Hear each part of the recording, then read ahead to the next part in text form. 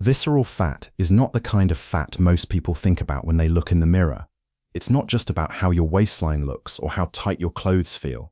Visceral fat is the hidden fat that wraps itself around your vital organs, your liver, your pancreas, your heart, and your kidneys.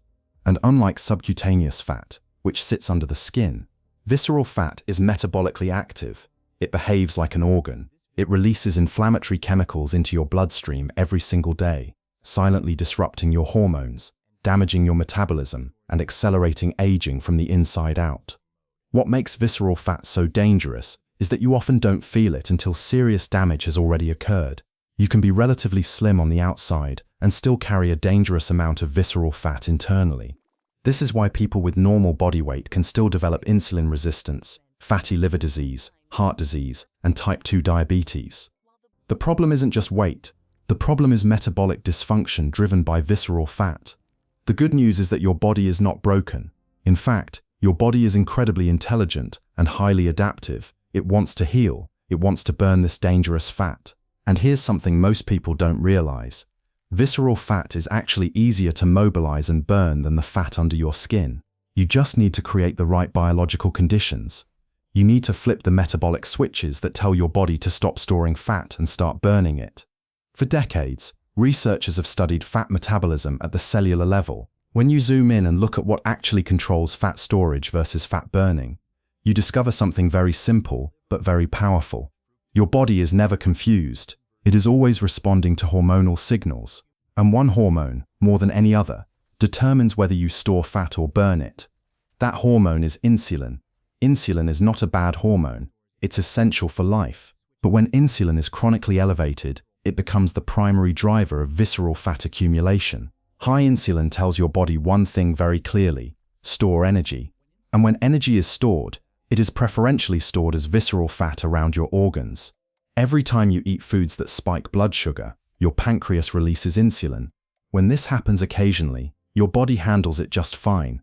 But when it happens all day, every day, from constant carbohydrate intake and frequent snacking, insulin never gets a chance to come down. Fat-burning hormones are suppressed, and visceral fat continues to grow.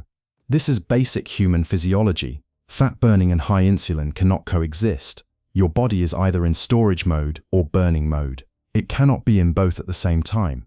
This is where many people unknowingly sabotage their health. They consume foods they believe are healthy, but those foods are driving massive insulin spikes. Fruit juices, smoothie bowls, oatmeal, whole grain cereals, energy bars, even so-called natural sweeteners. These foods flood the bloodstream with glucose and fructose, forcing insulin to rise sharply. Over time, this leads to insulin resistance, fatty liver, and deep visceral fat storage. Fructose is particularly problematic because it is metabolized almost exclusively by the liver. When the liver is overloaded with fructose, it converts it directly into fat. That fat doesn't go under the skin. It accumulates in and around the liver and spills into visceral fat stores. This is why non-alcoholic fatty liver disease is exploding worldwide, even among people who don't drink alcohol. To reverse this process, you must lower insulin, and the most effective way to do that is by reducing total carbohydrate intake and replacing those calories with protein and healthy fats. Protein supports muscle, stabilizes blood sugar, and increases satiety. Healthy fats provide energy without triggering insulin spikes. When insulin drops, fat-burning hormones finally get a chance to do their job. Once insulin is lowered, something remarkable happens. Your body begins to access stored fat for fuel. Not slowly, not reluctantly, but efficiently. This is how humans survived for thousands of years without constant food availability.